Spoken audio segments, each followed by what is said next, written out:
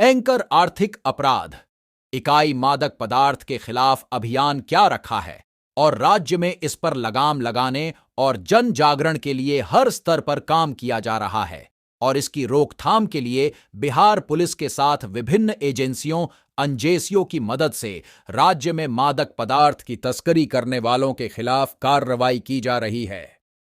इसकी जानकारी आर्थिक अपराध इकाई के एडीजे नयर हसनैन खान ने दी।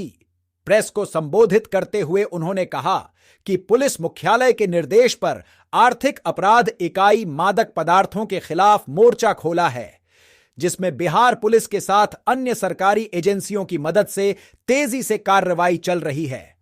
उन्होंने कहा कि सरकार का मकसद है कि मादक पदार्थ की तस्करी को पूरी तरह से रोका जाए, साथ ही जन जागरण अभियान से आम लोगों को इसके प्रति आगाह किया जाए। प्रेस कॉन्फ्रेंस के दौरान उन्होंने मादक पदार्थ तस्करी के खिलाफ किए गए कार्यवाहियों के बारे में विस्तार से बताया। वहीं उन्होंने कहा कि इस मामले में यदि पुलिस के भी अधिकारी या पुलिसकर्मी शामिल पाए जाएंगे तो उनके खिलाफ भी कड़ी कार्रवाई किए जाने की योजना बनाई गई है और उन पर भी नजर रखी जा रही। के विरुद्ध इंटेलिजेंस जनरेट करके व्यापक इन्वेस्टिगेशन हो, उनको सजा दिलाई जाए।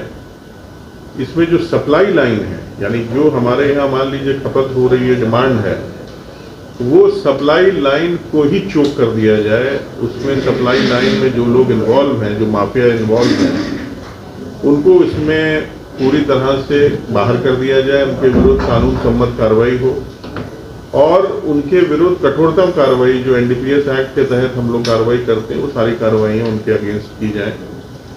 इसमें वित्तीय अनुसंधान पर भी हम लोगों ने बहुत व्यापक जोर दिया है और खास तौर से जहां पर ज्यादा अधिक मात्रा में सीजर्स हो रहे हैं या बड़े बड़े केसेस हो रहे हैं, वहां फाइनेंशियल इन्वेस्टिगेशन तो बिल्कुल कंपलसरी है, वो होगा ही होगा और उसकी दिशा में कार्रवाइयां भी चल रही हैं। इसमें मैं आप लोगों को बताना चाहूँगा कि हम लोगों ने पीएमएलए के तहत काफ़ी प्रस्ताव इसमें भेजे हैं और दो केसेस में नहीं, दो नहीं, इसमें बल्कि अभी तक हमारे पास 10 केसेस हैं। पीएमएलए के प्रस्ताव हमने भेज रखे हैं जो ईडी के पास हैं। उसमें 21.19 करोड़ की ये वैल्यू है ये सारे प्रस्ताव की, जिसमें 10.5 करोड़ वैल्यू की संपत्ति ऑलरेडी फॉरफिट कर चुके हैं, कन्फिस्केट हो चुकी है, बाकी पे प्रक्रिया चल रही है। और ये आगे भी इसमें जिस प्रकार से अनुसंधान हम लोग वित्तीय अनुसंधान कर रहे हैं, इसमें और इसकी संख्या बढ़ेगी। इसमें शातिर जो माफिया हैं, इनके विरुद्ध कार्रवाई हो रही है।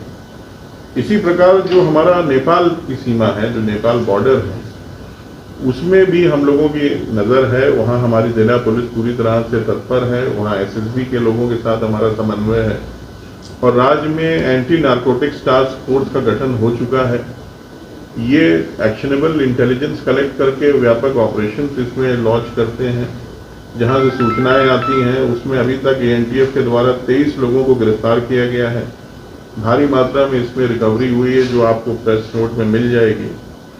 और ये सारे प्रयास हो रहे हैं कि किस प्रकार से हम लोग इसके मादक पदार्थ या इसके नशीली पदार्थों की जो तस्करी है उसको रोका जाए।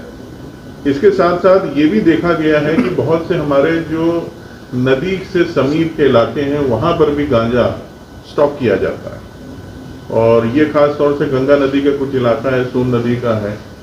अगर इधर से आप चलेंगे तो बक्सर, आरा और पटना, फतुहा होते हुए ये सब इलाके हैं। बहुत से और रिवराइन एरियाज में भी ये शिकायतें मिल रही थी। तो डीजीपी साहब के साथ इसमें लंबी चर्चा हम लोगों की हुई है और ये निर्णय भी हुआ है कि रिवराइन पुलिसिंग जो है, नदी थाने हमारे बने हुए हैं, वो भी अब इसमें एक्टिव रोल निभाएंगे। और अभी तक पटना के नदी थाने में 2 केसेस एनडीपीएस के रजिस्टर हो भी चुके हैं। तो riverine policing, ANTF, intelligence agencies, central forces, Bihar police, ये सारा एक पूरा ग्रुप है जो कोऑर्डिनेटेड होकर इस कार्रवाई में लगा हुआ है, इस दिशा में लगा हुआ है। और इसके साथ अब तीसरा जो महत्वपूर्ण हमारा बिंदु है वो है जनरल अवेयरनेस का। लोगों में मादक पदार्थों के विरुद्ध अवेयरनेस ड्राइव चलाना, नशा मुक्ति अभियान है। उसके अलावा सामाजिक कल्याण विभाग से लगातार इसमें कार्रवाई की जा रही है। आर्थिक अपराध इकाई के द्वारा भी स्कूल कॉलेजेस में बच्चों को इस ओर बताया जा रहा है कि इससे कैसे दूर रहा जाए, इसके क्या कुप्रभाव हैं। और जो और शहरों में हम लोग देखते हैं छोटी मोटी चरस, गांजा और हेरोइन की शिकायतें आती हैं पुड़िया बंटने के नाम पर, या बहुत से लघु अपराध जो जिलों में हो रहे हैं, चेन स्नैचिंग है, बर्गलरी है, चोरी की घटनाएं हैं, इन सब में अगर आप देखिएगा तो यंगस्टर्स का रोल बहुत ज़्यादा है। और अगर इसका स्टडी किया जाए तो कहीं ना कहीं इसके तार नारकोटिक्स में आके मिलते हैं। तो जिला पुलिस के साथ भी हम लोग इस चीज़ में सेंसिटाइज उनको कर रहे हैं कि वो विशेष रूप से ऐसे एरियाज को टारगेट करें। इन सप्लाई लाइन के बारे में जो मैंने कहा है, चेन ऑफ सप्लाई है, इसको सॉर्ट करना है, इसको पकड़ना है, इसको चोक कर देना है कि इस तरह के जहर का जो डिस्ट्रीब्यूशन है वो बंद हो जाए। तो ये सारे प्रयास हम लोग कर रहे हैं। इससे अपराध नियंत्रण को भी काफ़ी बढ़ावा मिलेगा और लोगों को भी इस ओर ले जाने से हम लोग रोक पाएंगे। तो कुल मिला के ये सारी चीज़ें चल रही। इसके अलावा अभी हाल में जो इसमें चैलेंजेस आ रहे हैं वो आप देख रहे हैं, साइबर का भी इस्तेमाल हो रहा है, साइबर अपराध का इस्तेमाल हो रहा है नारकोटिक्स को प्राप्त करने में। इसमें जैसे डार्क वेब है, क्रिप्टो करेंसी है, गेमिंग ऐप्स के जरिए भी नारकोटिक्स प्राप्त करने की शिकायतें आ रही हैं। तो साइबर सेल जो हमारा आर्थिक अपराध इकाई का है, उसको भी नारकोटिक सेल के साथ हम लोगों ने मिलाया है।